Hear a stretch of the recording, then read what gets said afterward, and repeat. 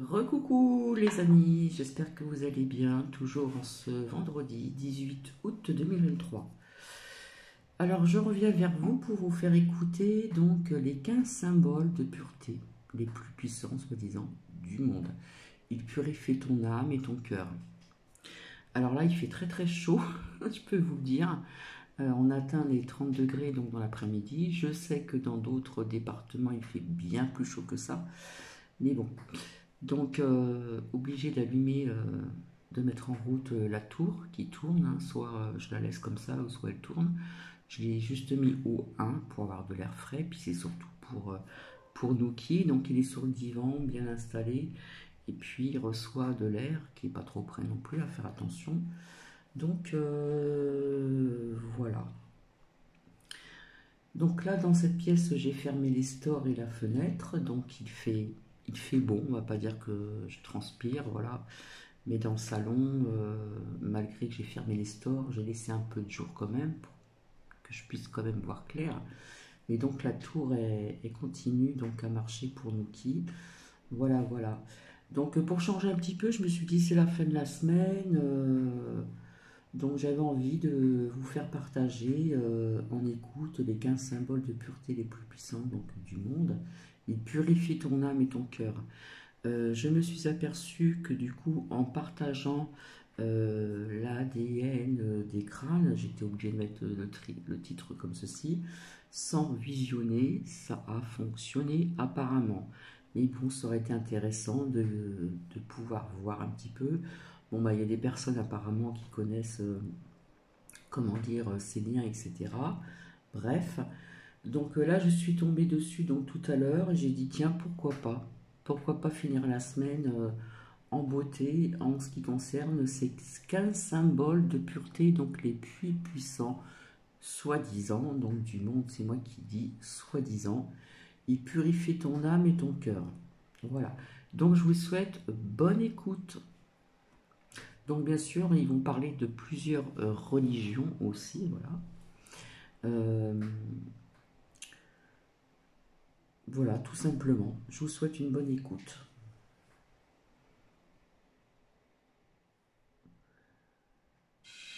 De l'Antiquité à nos jours, les symboles de pureté ont été utilisés pour représenter les vertus de l'innocence, de la propreté et de la bonté.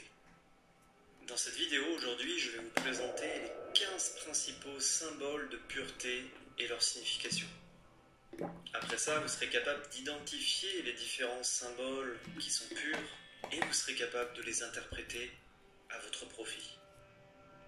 Tous ces symboles nous rappellent que malgré le chaos et l'impureté du monde qui nous entoure, il existe encore des éléments de pureté et de bonté que l'on peut trouver et cultiver en soi. Les 15 symboles que je vais vous présenter aujourd'hui sont vraiment les plus puissants et les plus inspirants du monde entier. Que vous soyez à la recherche d'inspiration, de conseils ou simplement d'un moment de réflexion, ces symboles vous apporteront à coup sûr un sentiment d'élévation et de puissance. Le premier symbole de pureté, c'est la colombe. La colombe est un symbole puissant et universel de pureté qui est vénéré par les cultures du monde entier depuis des milliers d'années. Dans l'Antiquité, mythologie grecque, la colombe est un oiseau sacré associé à l'amour de l'homme, tandis que dans le christianisme, elle est considérée comme un symbole de paix. La pureté et le Saint-Esprit sont les deux piliers de l'Église. L'importance de la colombe en tant que symbole de pureté découle de son apparence, caractérisée par sa nature douce, son doux roucoulement et ses plumes d'un blanc immaculé. Elle représente également l'amour, l'innocence et l'espoir, et elle est souvent associée au concept de renouveau et de renaissance. Que vous voyez une colombe en vol ou que vous aperceviez une image d'une colombe dans une œuvre d'art ou dans la littérature, le symbole de la colombe est un rappel puissant de la pureté et de la beauté que l'on peut trouver en soi et dans le monde qui nous entoure. Le deuxième symbole de pureté, c'est la rose blanche. La signification de la rose blanche en tant que symbole de pureté réside dans sa beauté délicate et ses pétales d'un blanc immaculé. Elle est souvent utilisée dans les mariages et autres cérémonies pour symboliser la pureté et l'innocence de la mariée ou de l'événement lui-même. Que vous offriez ou receviez une rose blanche, elle rappelle avec force la pureté et la bonté qui existent en chacun de nous. Alors, quelques petites anecdotes là, parce que ça me fait penser à ça. Donc, en ce qui concerne la petite colombe blanche, je me rappelle, il y a très très longtemps, du vivant de ma mère, elle m'avait offert une petite colombe. On se promenait, je ne sais plus où c'était, et puis dans un magasin, elle m'a offert une colombe blanche. Donc, à cet âge-là, je ne savais pas ce que ça pouvait représenter, donc elle m'a expliqué donc, le symbole de la colombe blanche. En ce qui concerne la rose blanche, il fut une période où je recevais deux roses qu'on m'offrait, c'est-à-dire une rose rouge qui représente l'amour et une rose blanche via ce que l'on vous explique. Ce n'était pas qu'une rose blanche ou une rose rouge, c'était les deux. Voilà, je ferme la parenthèse.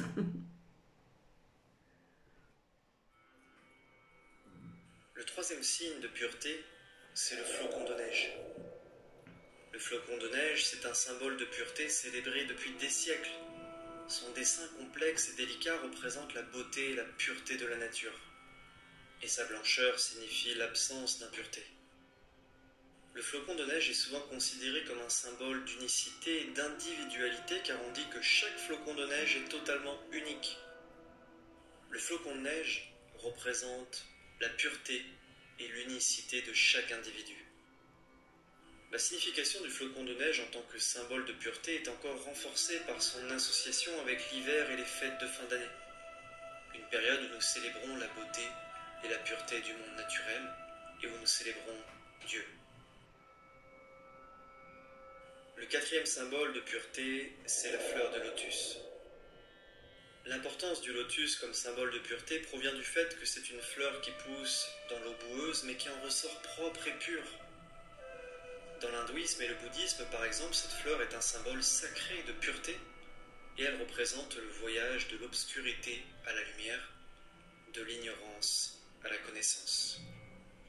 La fleur de lotus est un rappel puissant de la pureté et de la beauté que l'on peut trouver même dans les endroits les plus improbables.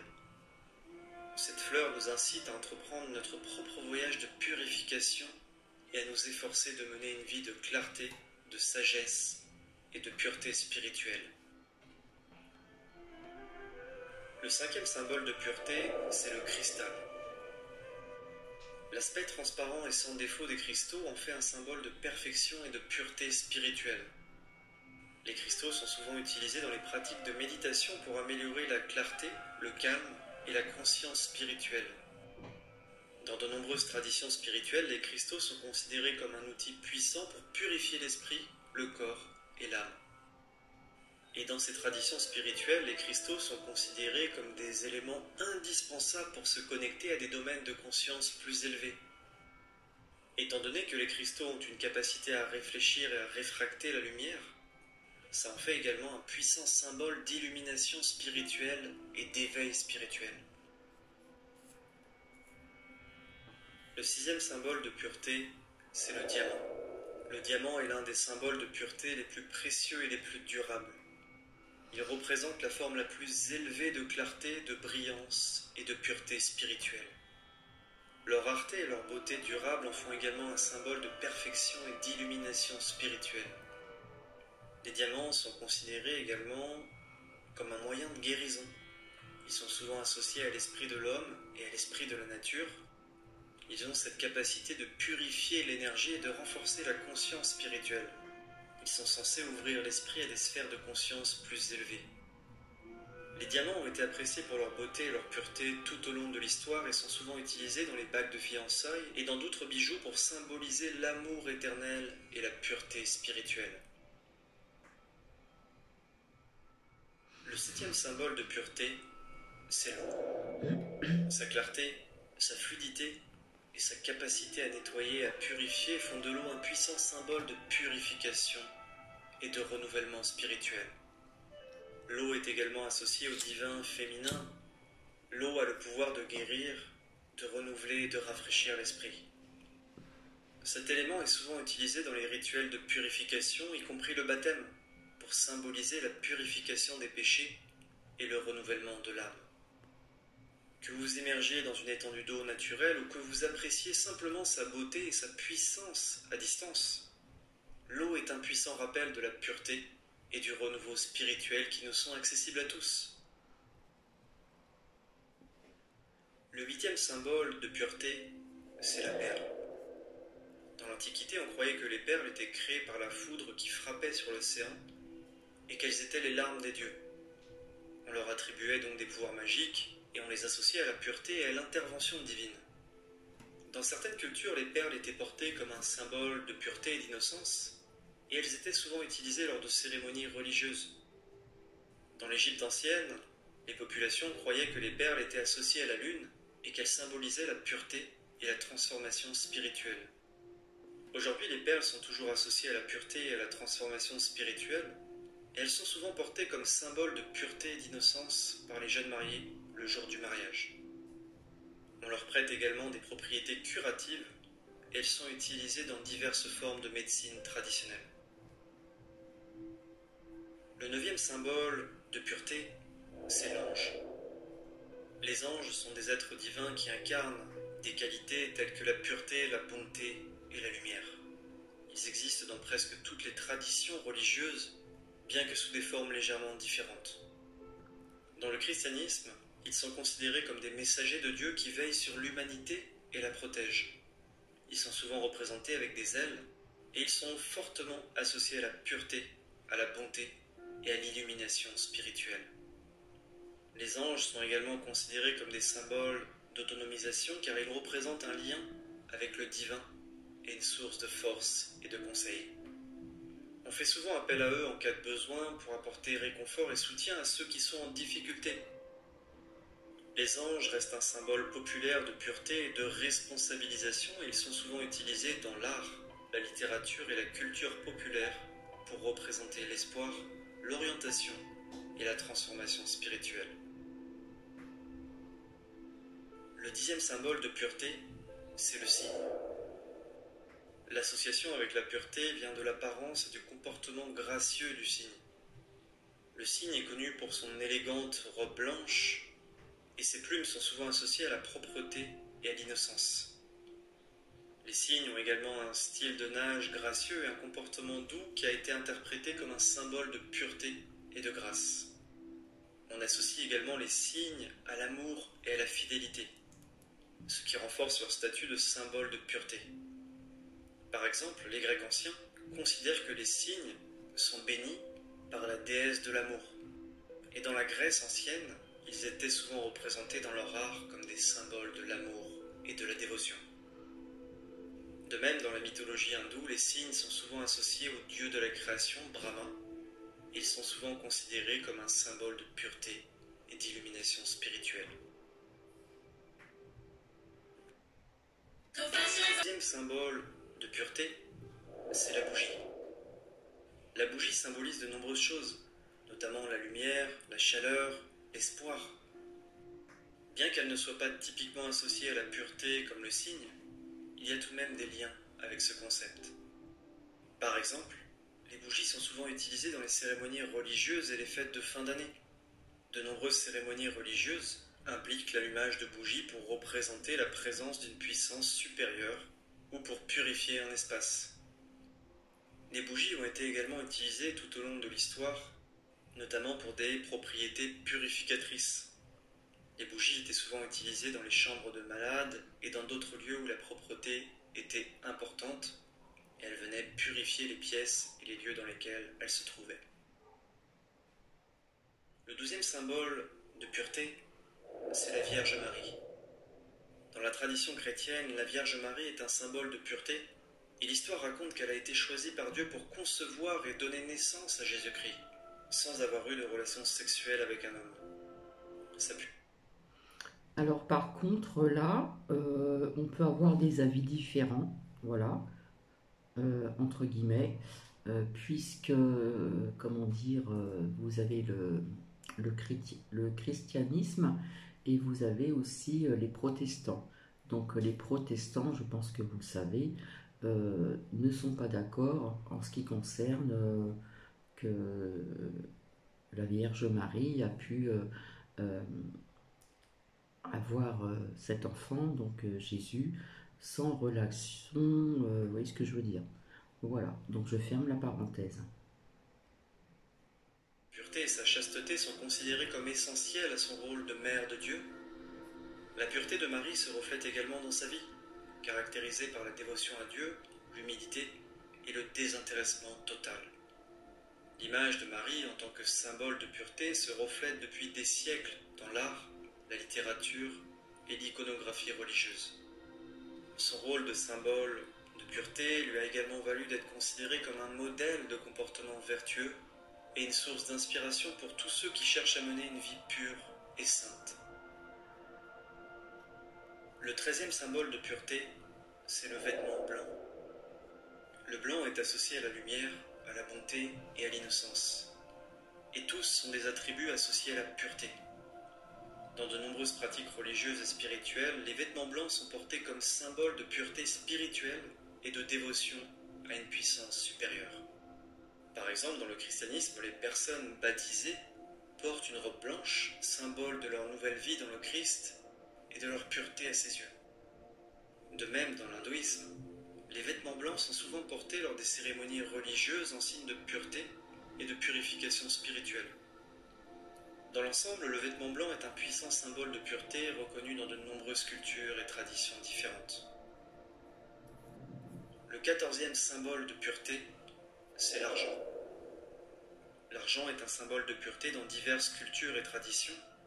Cette association provient de l'éclat et de la brillance naturelle du métal. Et cette brillance a été interprétée comme un symbole de pureté et de clarté.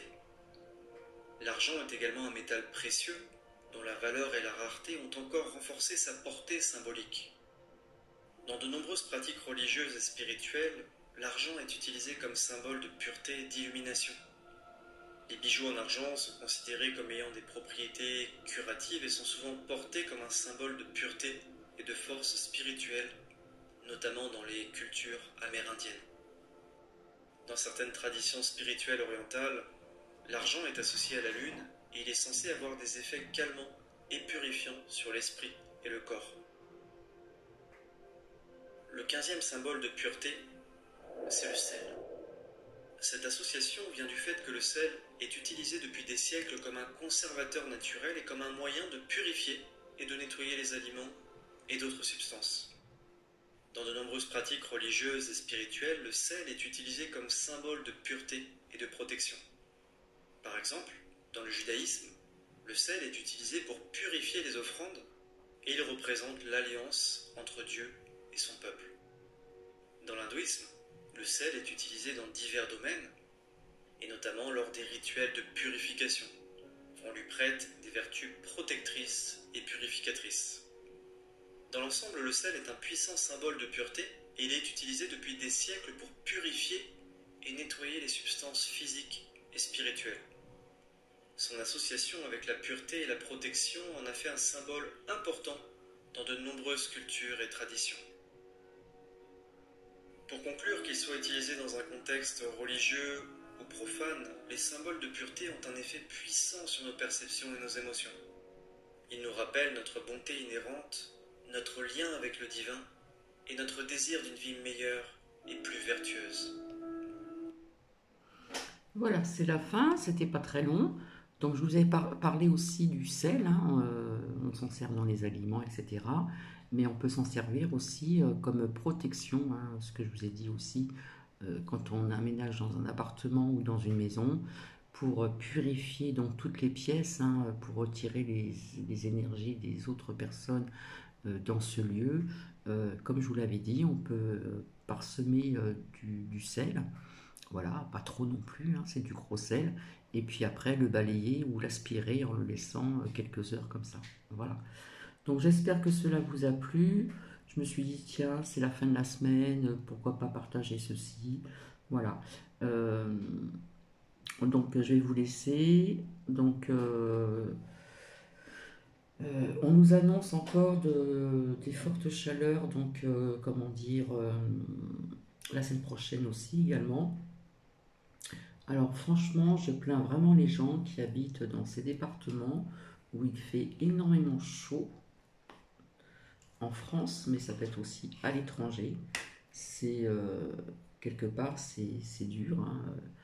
On peut avoir du mal à s'endormir, on peut transpirer beaucoup, etc. si on bouge. Et puis, surtout, boire beaucoup d'eau, hein, afin de pouvoir s'hydrater. Pour la seconde sortie de Nuki, j'ai pas eu beaucoup d'ombre.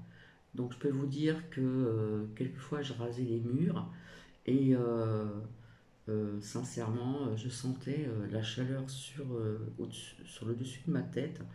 Je suis pas resté longtemps pour Nuki, juste le temps de faire ce qu'il fallait faire pour lui. Et voilà, afin de le protéger de cette chaleur, parce que quand il est rentré, même avant de rentrer, il tirait la langue, hein. Voilà, donc il faut penser aussi aux animaux, bien sûr. Donc, pour les personnes qui aiment bien marcher, sincèrement, je ne vous conseillerais pas de marcher sous 40 degrés, par exemple, parce que ça peut provoquer, pour certaines personnes, je ne dis pas chez tout le monde, des malaises aussi, donc à faire très très attention.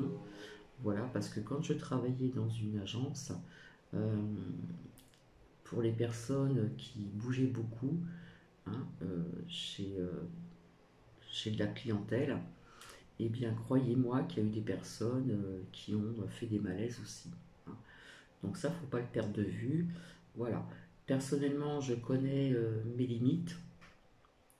Donc c'est vrai que quand on est plus jeune, on supporte on supporte mieux la chaleur, mais en vieillissant, tout dépend des personnes, bien sûr, on la supporte moins.